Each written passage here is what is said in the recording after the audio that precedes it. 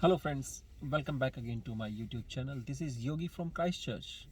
So today I have a great news for all of you so that you will be all happy. Today New Zealand has opened a skilled migrant category residence visa from onshore and offshore both persons.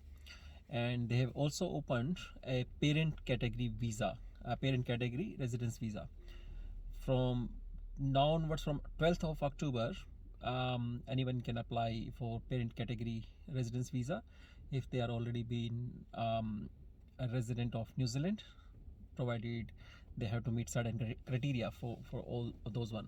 So I'm going to share you everything in detail, so please watch this video until last so that you shouldn't miss any of the communication which is highlighted by New Zealand. And I have done a details notes over there so that I just try to capture each and everything in this video so that you can have a detailed understanding how you'd like to proceed with these one. And this is also going to help you for your long-term planning to stay in New Zealand, or as a student. This will also helpful. This video is specifically very helpful for you to make a decision whether you want to come on a study visa to New Zealand or not, or whether you want to migrate to New Zealand or not. So I will just want to share you the real facts and figure what currently New Zealand immigration situation is. So there is nothing bad or nothing good about this. Everyone circumstances are little different. So some will be very happy and some will be feel very sad about it. So please watch this video carefully. I'm repeating you and requesting you so that you understand what I'm trying to communicate here. So first of all, skilled migrant category visa will resume from 9th of November 2022 onwards. So anyone can apply in offshore and onshore for this category if they meet the criteria. Second thing, the 9th November, New Zealand will select all the EOIs at current threshold of 160 point. So what that means, they have increased the point-based system of New Zealand. So right now, with the current setting, it is 160 points, but from in coming months, they are going to revise it to 180 points, which is pretty going to be very hard. So of course, who has already applied the EOI or who is going to apply EOI maybe from 9th November onwards, they will be treated as 160 points only. But maybe in February, they are going to revise it to 180 points. Actually, they declared it already. So there is no confusion about that. So please prepare your documents well in advance so that you shouldn't miss this last chance actually. So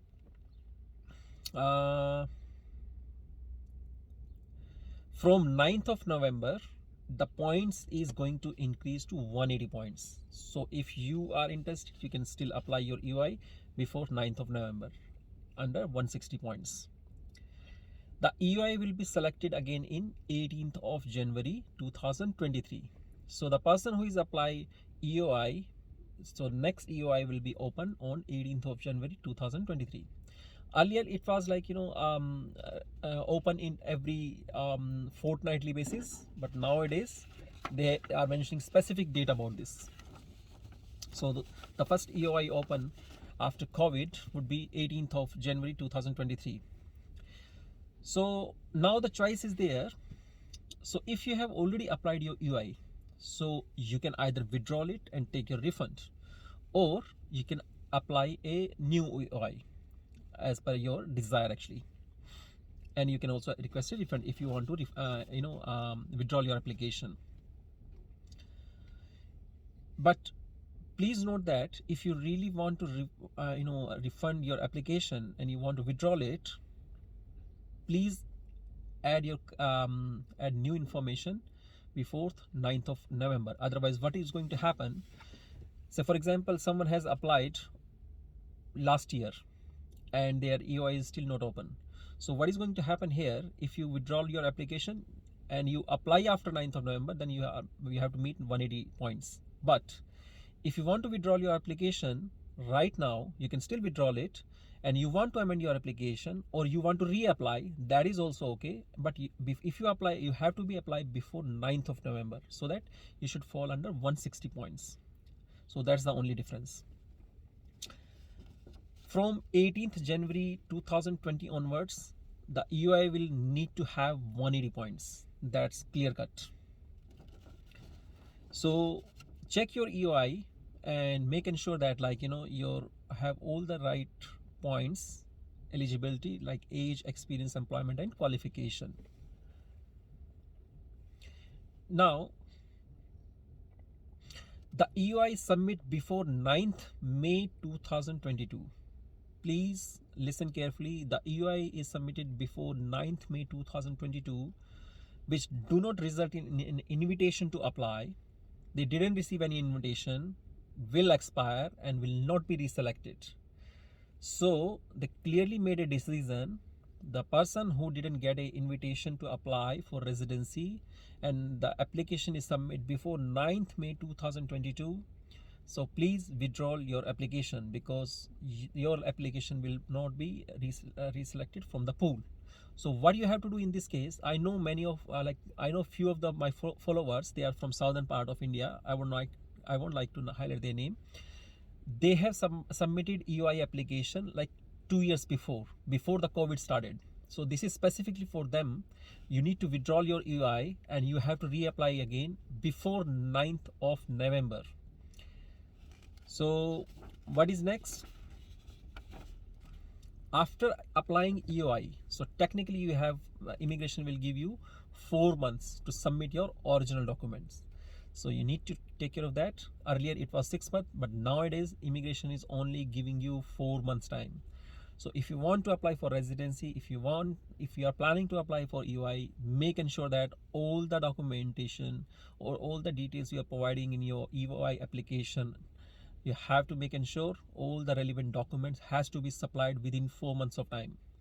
You cannot say that oh, I just claimed this point, but I cannot submit this document within 4 months time. So prepare you well in advance.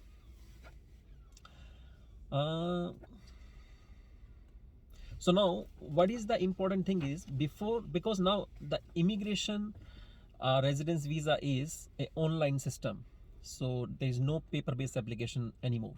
So you have to apply online, and what information you need is on documentation side, and what is the format required. So there is a detailed also available on immigration website, and I would like to share you one by one. So the basic documents you need to provide is a photo of yourself and of each person you want to include in your application, a copy of your passport, and a copy of each person of their passport as well. That has to be included this online application, including the page of photo and details over it. So including the page of photo, that's the front page, and the last page where your address is being mentioned. Police certificate, if you and your family members are 17 and more years than or older, then you have to include your certificate of any country you belongs to and your family member belongs to, and lived there for more than 12 months. So what I'm repeating it here, the police clearance certificate PCC has to be provided from the country you lived in last more than 12 months. So that has to be provided, that is compulsory, and the city of origin where you belongs or your citizenship has been held up. And please note that all the documentations has to be in a PDF format only. Whatever the supporting documents you are providing, that has to be PDF format, and one file cannot be large more than 10 MB. Please make a note of it. Immigration is very much clear about their formatting, about their documentation, about their photographs. They have been given the clear-cut instruction, so your application should not be hampered. Making sure your all documents should be in PDF file only, and the one file can carry not larger than 10 MB. The photograph that has to be provided in JPG format. So there is no other format is well accepted in this new online system. I prepared like a detailed note over it, so that you should not struggle at the last moment. Please watch this video until last. And also, if you didn't subscribe my channel, please subscribe it, the hit button, so that you should be aware of my latest videos. You need to upload a photo of yourself showing in the front view of your face as a part of application, and that photo has specific requirement: no smiling, no hair covering your face. They clearly said that even you cannot smile like something like that to make your photo very attractive. So don't do that. They clearly said that. And the JPG file could be between 500 KB to 3 MB maximum file length. And they also provide the pixel capacity. So it could be between either 900 to 1200, or maybe 2250 to 3000 pixels only. There are only two kind of pixels are available, and a JPG or JPEG file. Only these formats are accepted. Now I'm going to clear you about the photo specification. I'm just reading it for you. So, be in portrait, not landscape.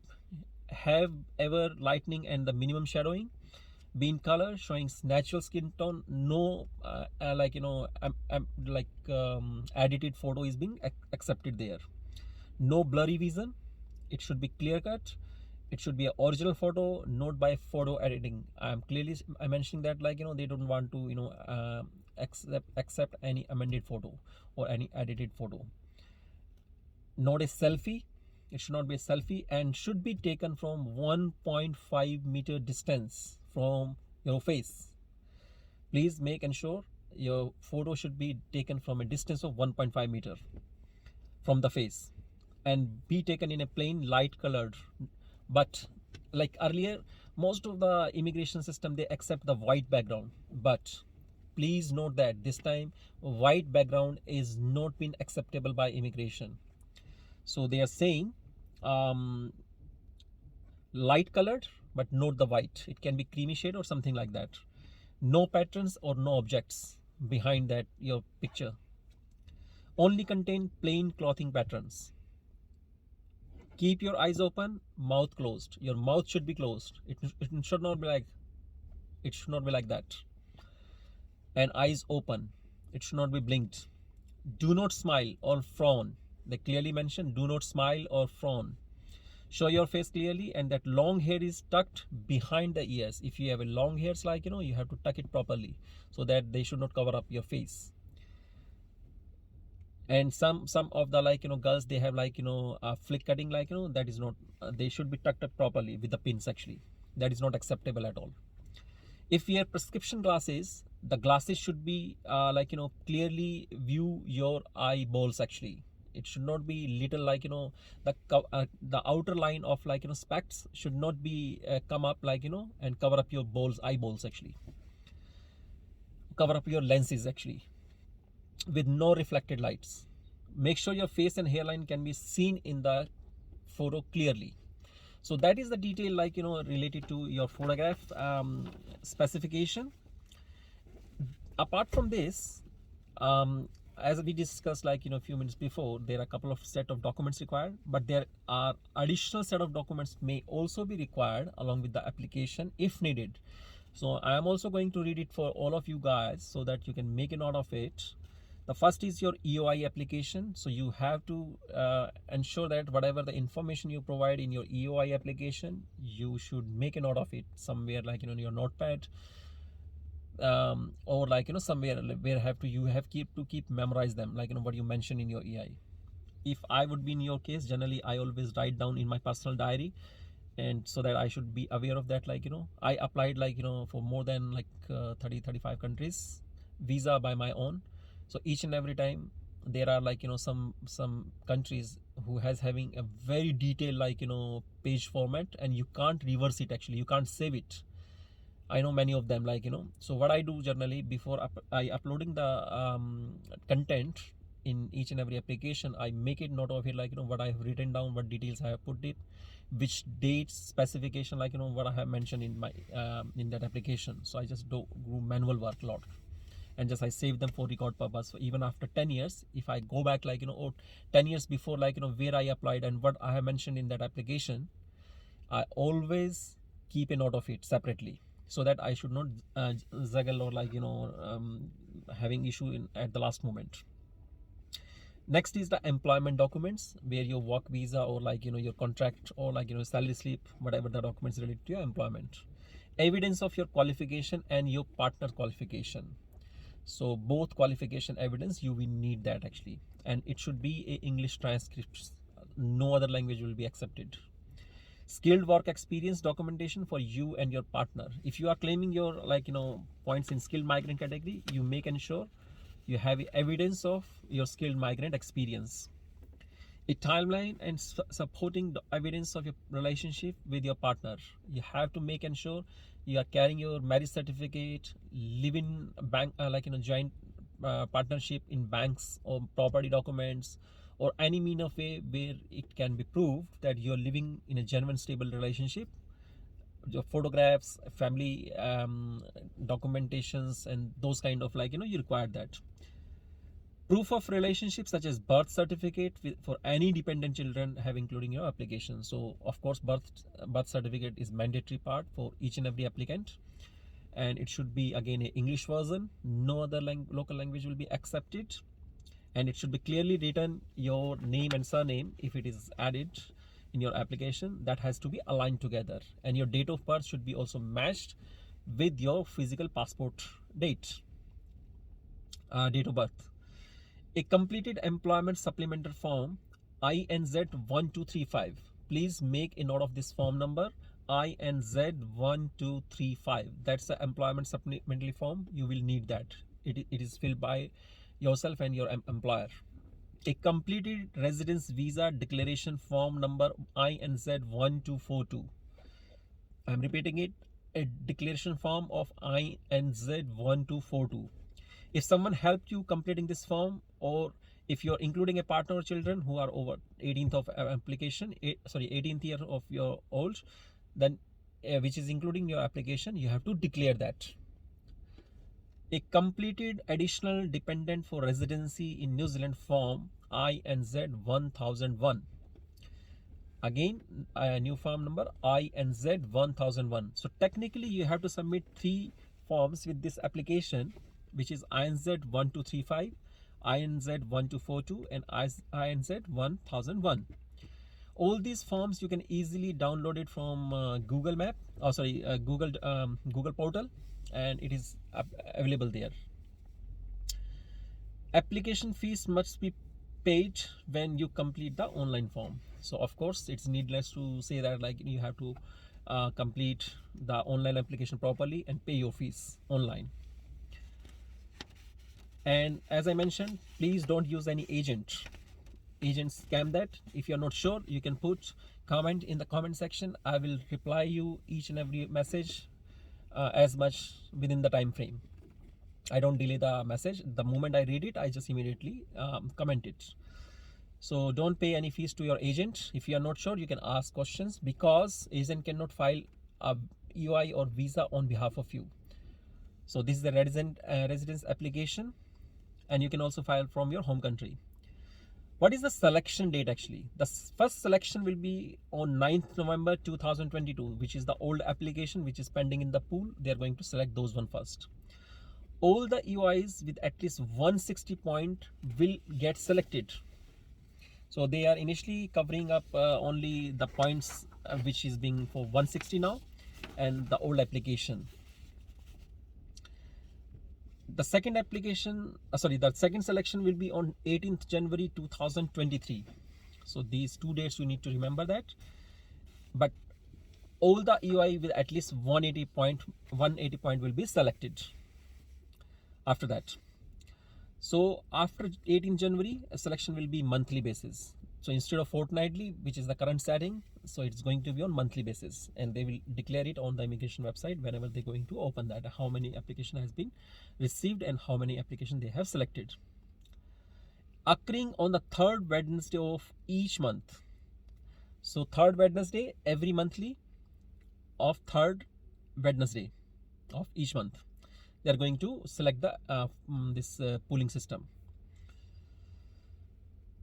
If you submitted a EOI before 18th March 2020, please make a note of it. 18th March 2020, your EOI has expired.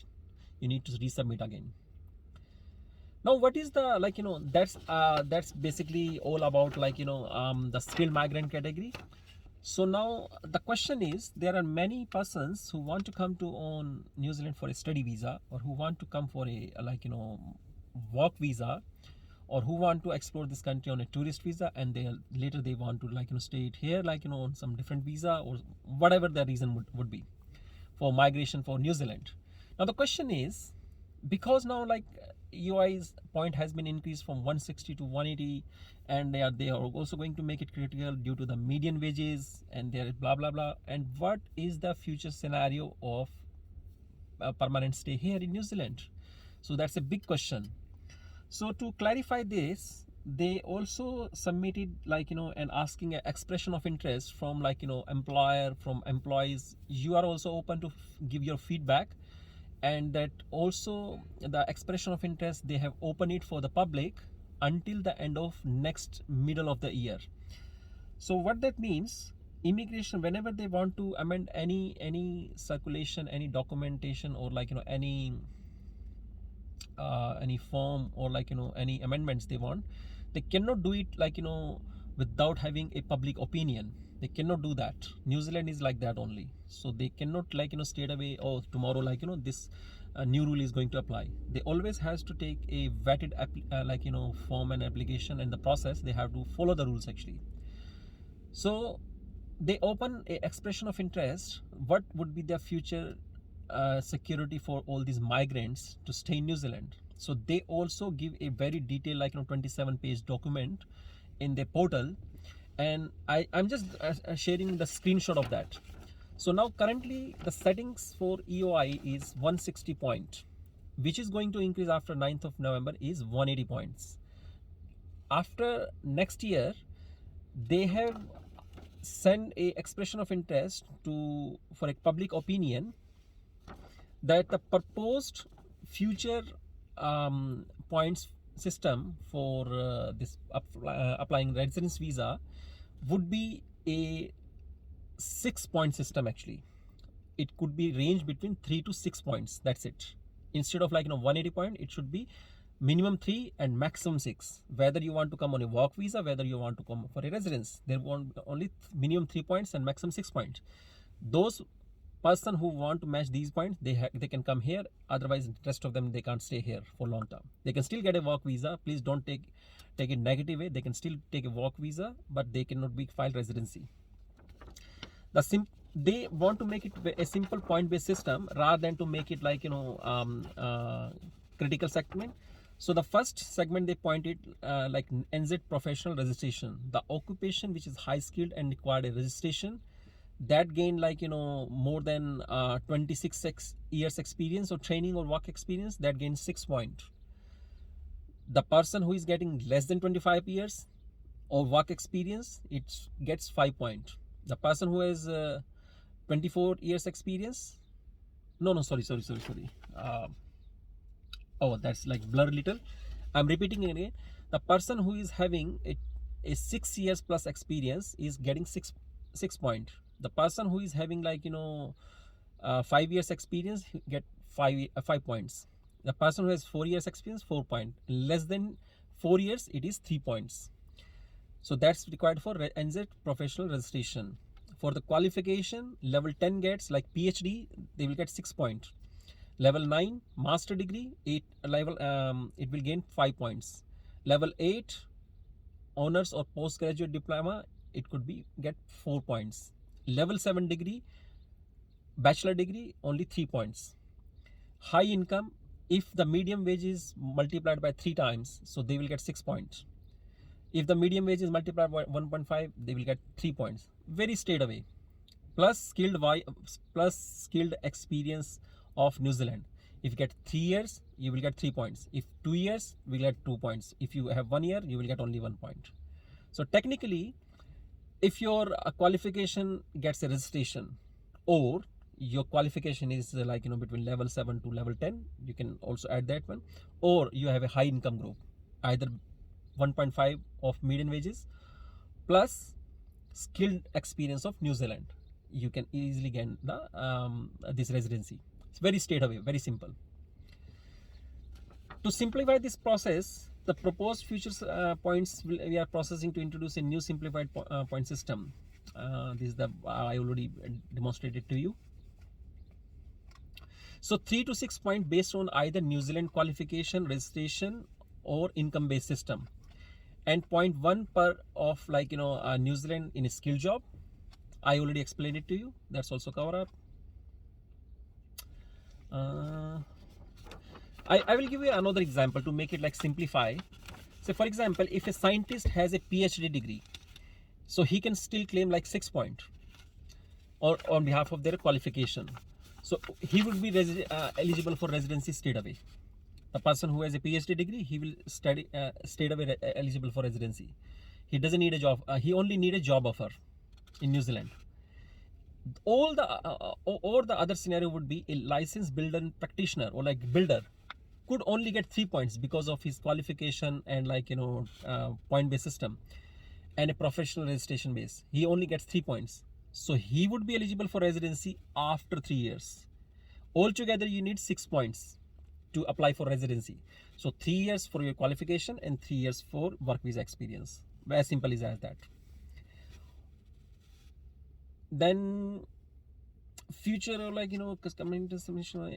So for another example is of a chef, basically, because chefs also have a lot of chef followers. So in chef, if he earning 1.5 times of median wages, he can straight away apply his residence plus 3 years of experience based upon his income based.